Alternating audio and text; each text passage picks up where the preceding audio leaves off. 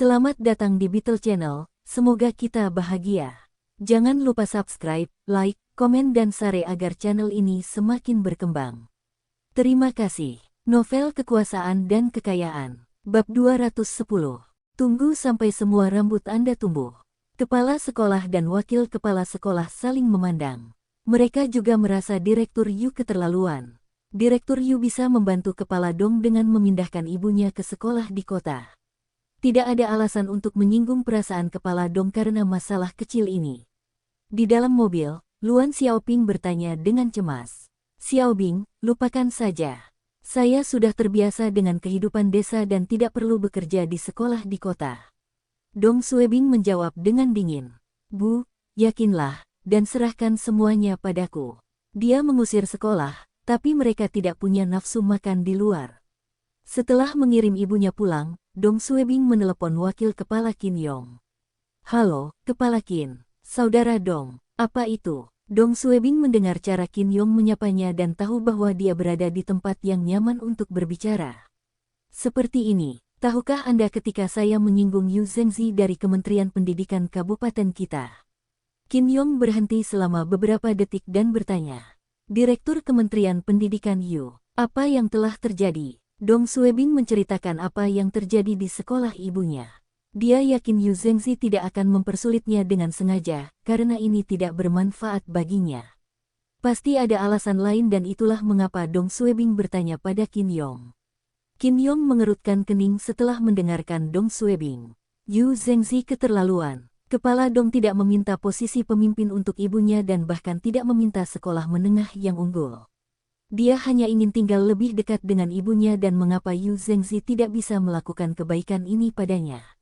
Sengaja memisahkan ibu dari putranya, kata Qin Yong. Ada sesuatu yang mungkin tidak kamu ketahui. Direktur Yu dan ketua kami Hui Guo menjaga jarak, saudara. Brengsek. Dong Suebing akhirnya mengerti apa yang sedang terjadi. Dia telah menyinggung Hui Guo, dan Yu Zhengzi membantu kerabatnya untuk membalas dendam. Qin Yong berpikir sejenak dan berkata, Ketua Dong, aku bisa mencoba membantu ibumu mendapatkan pemindahan. Jawab Dong Suebing, Saudara Qin, terima kasih, tapi saya bisa menyelesaikannya sendiri. Dia tidak ingin berhutang budi pada Qin Yong. Selain itu, Qin Yong juga telah menyinggung Hui Guo, dan dia mungkin tidak bisa mendapatkan transfer untuk ibunya juga. Keparat Ker, Anda tidak ingin memindahkan ibu saya. Saya akan memastikan ibu saya dipindahkan. Keesokan harinya, Sabtu, rumah Direktur Kementerian Pendidikan Kabupaten Yu Zhengzi. Sepupu, kamu di sini. Istri Yu Zhengzi membuka pintu untuk membiarkan Hui Guo masuk. Yu Zhengzi, yang sedang menonton TV juga berjalan ke pintu untuk menyambutnya. Hui Guo tersenyum dan mengangguk. Dia duduk di sofa dan berkata, Saya sedang menyelidiki kasus di sekitar sini dan mampir untuk mengunjungi Anda semua. Zhengzi, apa yang terjadi di sekolah menengah desa Huitian? Ketua Dong juga ada di sana.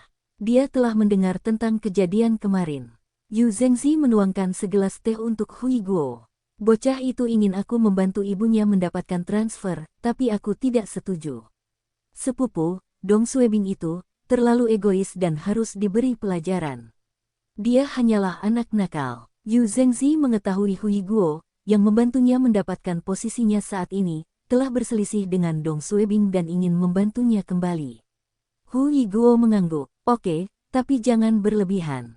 Jawab Yu Zhengzi. Jangan khawatir. Saya tidak akan mengeluarkan ibunya dari sekolah, tetapi dia tidak dapat dipindahkan ke kota kabupaten. Dia akan tinggal di desa selama sisa hidupnya. Saya tidak akan membantu siapapun. Selama saya tidak memberikan persetujuan, Ibu Dong Suebing tidak akan pernah bisa bergabung dengan sekolah daerah manapun. Dia mengatakan hal ini dengan sengaja, tetapi jika para pemimpin pemerintah daerah memanggilnya, dia tetap harus mendengarkan mereka. Namun, dia telah bertanya-tanya dan mengetahui Dong Suebing tidak memiliki dukungan apapun di Kabupaten Yantai. Hui Guo senang mengetahui Dong Suebing telah menemui hambatan. Dia haus kekuasaan dan sering merebut pujian dari orang lain. Ini adalah pertama kalinya seseorang mengambil pujiannya. Dong Suebing terlalu memikirkan dirinya sendiri. Anda benar dengan melakukan ini dan dia harus diberi pelajaran. Yu Zhengzi tertawa. Saya kira dia harus tahu di mana dia berdiri sekarang. Biasanya, dia akan menuruti permintaan transfer ini, tapi kali ini, dia dengan sengaja menolak Dong Suebing, dan apa yang bisa Dong Suebing lakukan padanya. Dong Suebing tidak kembali ke kota kabupaten kemarin dan tinggal di rumah neneknya. Di ruang tamu, paman dan bibi Dong Suebing mendengar tentang apa yang terjadi di sekolah dan sangat marah. Paman Dong Suebing menggebrak meja, tua itu keterlaluan. Bagaimana dia bisa memperlakukan Xiao Bing seperti ini? Apa dia mengira Kementerian Pendidikan ada di Kementerian Keuangan? Bibi pertama Dong Suebing menambahkan, orang cabul tua ini keterlaluan. Meskipun Dong Suebing sepertinya telah memaafkan paman dan bibinya, di dalam hatinya, dia tetap menyalahkan mereka. Dia memandang ibunya dan merasa frustrasi karena ibunya memberitahu mereka tentang kejadian ini. Luan Xiaoping takut putranya akan mendapat masalah dan menghela nafas. Xiaobing, aku tidak akan pergi dan bekerja di kota. Saya tidak keberatan tinggal di desa, kata Dong Suebing. Apa bagusnya sekolah desa ini? Serahkan saja ini padaku. Dong Suebing masih memiliki banyak kartu di lengan bajunya. Tapi dia tidak akan menggunakannya dengan mudah. Dia harus menyimpan kartu-kartu ini untuk saat-saat kritis, dan tidak layak menggunakannya pada seseorang seperti Yu Zhengzi. Sepupu Dong Suebing, Tang Jin, berkata dengan marah. Yu Zhengzi dan keluarganya terkenal kejam di desa Yu di masa lalu. Dia masih seperti ini sekarang. Dong Suebing berhenti sejenak dan bertanya. Desa Yu di Huitian. Apakah itu kampung halaman Yu Zhengzi? Kata bibi kedua Dong Suebing. Dia dari desa Yu. Dong Suebing bertanya. Siapa lagi yang ada di keluarganya, dan apa yang mereka lakukan sekarang? Kata suami bibi kedua. Seluruh keluarganya telah pindah ke kota. Oh, keponakannya sering kembali ke desa Yu. Xiao Jin memiliki rekan yang tinggal di desa Yu. Saya mendengar keponakan Yu Zhengzi menganggur dan menghabiskan waktunya bermain mahjong. Mata Dong Suebing berbinar. Berjudi, jawab suami bibi kedua. Seharusnya, tapi mereka berjudi dalam jumlah kecil. Bahkan 10 sen pun dianggap perjudian. Dong Suebing segera tahu apa yang harus dilakukan. Dia menelepon Liu Dahai setelah keluar dari kamar.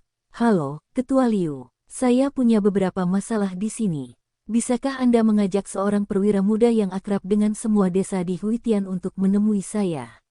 Dong Suebing menginginkan perwira yang lebih muda karena tempat ini pernah berada di bawah kepemimpinan Hui Guo di masa lalu, dan dia tidak mempercayai perwira yang lebih tua. Ini harus dirahasiakan dan tidak boleh dibocorkan. Liu Dahai bingung, tapi dia tidak menanyakan apapun. Saya akan meminta Chu Feng untuk bertemu dengan Anda. Pemuda ini pintar. Setelah beberapa saat, seorang petugas polisi kurus dan tinggi berusia 20-an berjalan menuju Dong Suebing.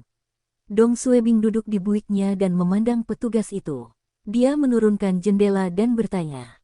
Chu Feng, masuklah dulu. Chu Feng tertegun dan dengan cepat menyapa kepala Dong sebelum memasuki kursi penumpang depan. Kepala stasiun Liu baru saja memberitahunya bahwa kepala Dong membutuhkannya untuk melakukan sesuatu. Dalam perjalanannya ke sini, dia gugup dan bersemangat. Dia tahu ini adalah kesempatan langka. Setelah mengamatinya beberapa saat, Dong Suebing tersenyum. Kepala Liu memberitahu saya bahwa Anda mengenal semua desa terdekat. Aku punya misi untukmu. Chu Feng menegakkan punggungnya dan berkata, ya Pak, saya akan menyelesaikan misi ini tanpa gagal. Chu Feng tidak terlalu percaya diri, tapi dia tahu jika dia ragu-ragu, pemimpinnya akan kehilangan kepercayaan padanya. Dong Suebing mengangguk. Apakah kamu kenal Yu Wei dari desa Yu? Chu Feng terkejut. Saya tahu siapa dia, tapi kami tidak dekat. Kami pernah bertemu selama penyelidikan di masa lalu. Jawab Dong Suebing. Oke, saya ingin Anda menyelidiki Yu Wei. Kudengar dia suka bermain mahjong. Saya ingin tahu di mana dan kapan dia bermain mahjong. Xiao Chu, aku yakin kamu tahu ini harus dilakukan secara rahasia. Jangan biarkan siapapun tahu tentang ini. Jantung Chu Feng berdebar kencang. Yu Wei adalah direktur Yu. Dong Suebing menatapnya. Jika kamu tidak bisa melakukan ini, aku akan mencari orang lain. Chu Feng mengertakkan gigi dan membusungkan dadanya. Saya akan menyelesaikan misi ini. Dong Suebing menepuk pundaknya dan berkata, pergi. Meski gagal, Dong Suebing juga tidak keberatan. Namun bagi Chu Feng, ini berbeda. Dia tahu dia telah terlibat dalam pergulatan politik antara Dong Suebing dan Hui Guo. Jika dia tidak hati-hati, dia mungkin menjadi korban. Namun seiring dengan risikonya, ada imbalan yang tinggi.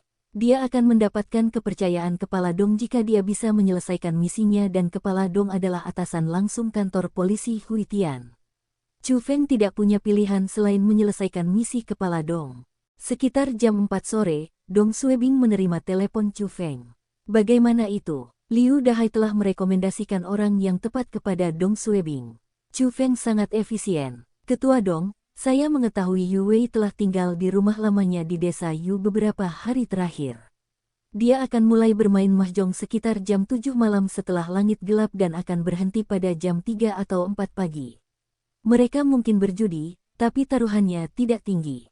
Kemenangan dan kerugian tidak boleh melebihi 1000 RMB. Dong Suebing bertanya, apakah mereka akan bermain malam ini? Ya, apa kamu yakin? Ya Pak, saya yakin. Dong Suebing memujinya. Kerja bagus. Kembalilah dan jangan biarkan siapapun melihatmu. Langit menjadi gelap. Setelah makan malam, Dong Suebing menelepon Liu Dahai.